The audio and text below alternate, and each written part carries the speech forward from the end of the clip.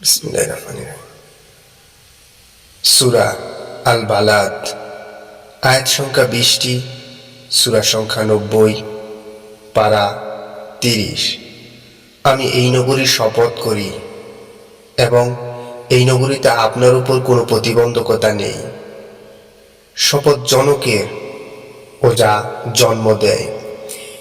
নিশ্চয়ই আমি মানুষকে শ্রমনির্ভর রূপে সৃষ্টি করেছি। সে কি মনে করে যে তার উপর কোনো ক্ষমতাবান হবে না? সে বলে আমি প্রচুর ধন সম্পদ ব্যয় করেছি। সে কি মনে করে যে তাকে কেউ দেখেনি? আমি কি তাকে দেইনি চক্ষুদয়, জিহ্বা ও ওষ্ঠদয়? বস্তুত আমি তাকে 2টি পথ প্রদর্শন করেছি, অতঃপর সে ধর্মের ঘাঁটিতে প্রবেশ করেনি। আপনি কি জানেন সে ঘাঁটি কি?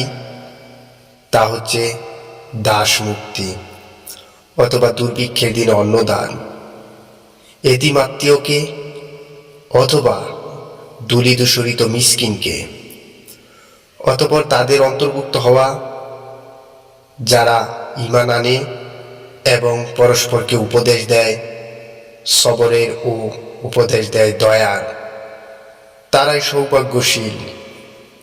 আর যারা আমার আয়াতসমূহ অস্বীকার করে তারাই হতভাগা। তারা অগ্নি পরিবেষ্টিত অবস্থায় বন্দী থাকবে।